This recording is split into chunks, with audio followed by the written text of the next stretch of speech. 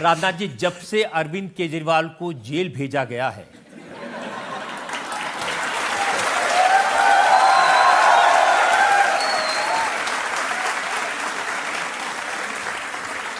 उनकी पार्टी के लोग कह रहे हैं कि बीजेपी ने लोकतंत्र की हत्या कर दी। हम लोगों ने तो जेल भेजा नहीं है। आपने देखा होगा कि कोर्ट वो गए थे और कोर्ट ने उन्हें कोई रिलीफ नहीं दी, बल्कि शायद जहां तक मेरी जानकारी है कि जो इन्वेस्टिगेटिंग एजेंसी हैं, ईडी वगैरह, उनको बुलाकर सारे डॉक्यूमेंट्स वगैरह देखे थे। उसके बाद उन्होंने फैसला किया कि नहीं, हम ऐसी सूरत में हम बेल नहीं देंगे। लेकिन उनकी पार्टी के लोग तो कह रहे हैं कि चुनाव से पहले एक चुने हुए मुख्यमंत्री को जेल में भेजकर भारतीय जनता पार्टी ने बड़ा जुल्म किया है। नहीं तो ये हम लोगों से क्यों सवाल पूछा जाना चाहिए?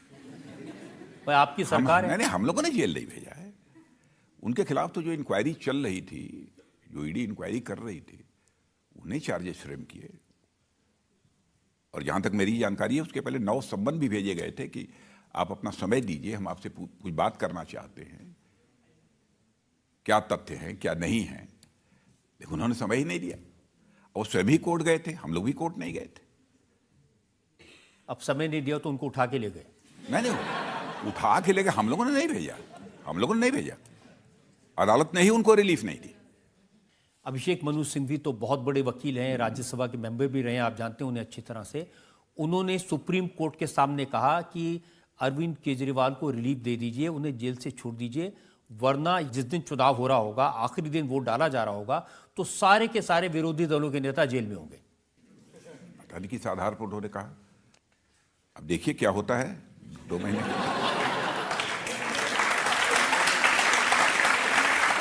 और मैं समझता हूं कि इस अपराध बोध से वह क्यों ग्रसित हैं, यह बात हमारी समझ में नहीं आ रही है कि वो भी जेल चले जाएंगे।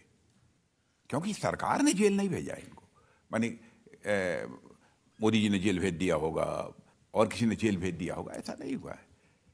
ईडी ने उनसे कुछ क्वेरीज करनी चाहिए, उनसे कुछ सवाल पूछने थे, सम्मन दिया कि आइए बैठिए, आपके साथ हम बात करना चाहते हैं। 9 बार समय नहीं दिया, फिर वो कोर्ट में गए कि कोई न कोई रिलीफ मिल जाए, हमको जेल न जाना पड़े। अब कोर्ट ने ही रिलीफ नहीं दी। आप ये कहेंगे कि कोर्ट के ऊपर हम लोगों ने प्रेशर बिल्डअप कर दिया। नहीं, वो कहते हैं कि ये ईडी और सीबीआई का इस्तेमाल करते हैं और अरविंद केजरीवाल अकेले ऐसे नेता हैं जो नरेंद्र मोदी को चुनौती दे सकते हैं, उन्हें हरा सकते हैं, इसलिए उन्हें इलेक्शन से पहले भेज दिया। बड़े से बड़े लोग जो है मोदी जी को चैलेंज नहीं कर पाए, ये क्या करेंगे?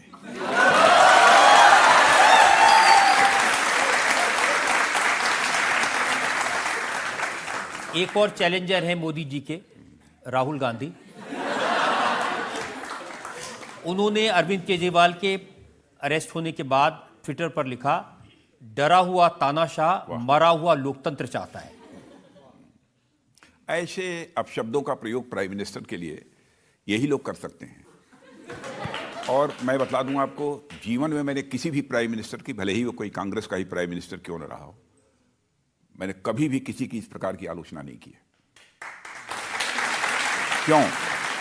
मैं मानता हूं कि प्रधानमंत्री स्वयं एक संस्था है, तो बहुत अपशब्दों का प्रयोग प्रधानमंत्री की इस संस्था के बारे में नहीं करना चाहिए। राष्ट्रपति जैसी संस्था है, उसके बारे में अपशब्दों का प्रयोग नहीं करना चाहिए। डिफरेंस ऑफ ओपिनियन हो सकती है। आप कहिए कि इन्होंने गलत किया, इन्होंने सही किया, यह न करते तो ज़्यादा अच्छा था, वो करते तो ज़्यादा, यह सब सारी बातें आप कह सकते हैं। लेकिन एक प्रकार से अपशब्दों का प्रयोग जिस तरीके से किया गया है, इसको मैं कंडेम करता हूँ, भर्त्सना करता हूँ।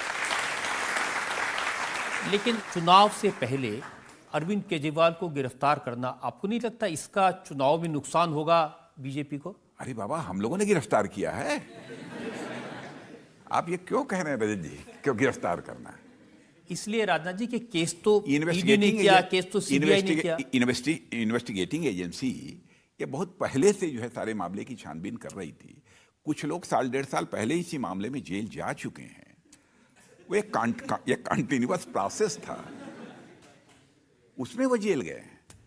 कि अब चुनाव आ गया इसलिए पकड़ लो। भाई देश जानता है कि बाहर ही रहते तो क्या कर लेते।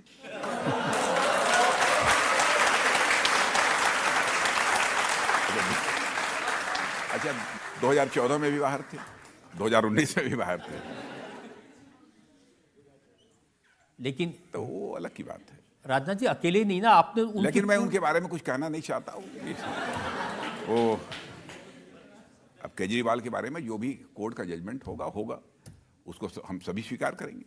उसके लिए हम लोगों के ऊपर ये उंगली उठाना, हम लोगों को दोषारोपित करना, ये मैं समझता हूँ कि हम लोगों के साथ ये इंसाफ नहीं देखिए, वो तो खुद जब जेल से बाहर थे वो कहते थे कि मनीष सिसोदिया कट्टर ईमानदार है, वो दिल्ली के लोगों को अच्छी एजुकेशन दे रहा था, इसलिए मोदी जी ने उसे जेल में डाल दिया। हाँ, बताइए क्या बात है।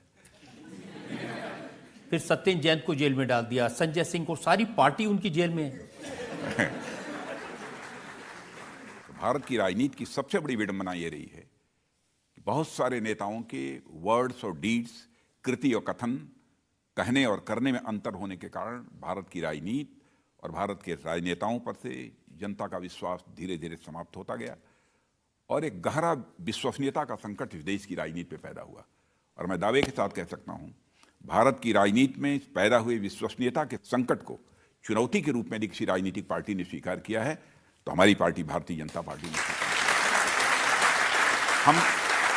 हम जो कहते हैं वो करते हैं। कोई ये बतला दे कि आपने ये कहा है और ये नहीं किया है।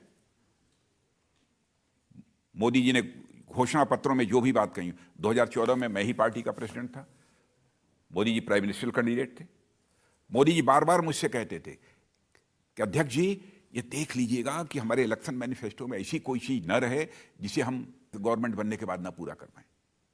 तो आपने मैनिफेस्टो में थोड़ी लिखा था कि चुनाव से पहले झारखंड के मुख्यमंत्री भी जेल में होंगे, दिल्ली के मुख्यमंत्री भी जेल में होंगे। तो इसलिए तो मैंने कहा ना, हम लोगों ने लिखा नहीं था, हम लोगों ने लिखा नहीं था इसलिए, और ये हम लोगों का काम भी नहीं है। और झारखंड तो आपके ससुराल है, वहां से खबर आती होगी कि क्या हो रहा है।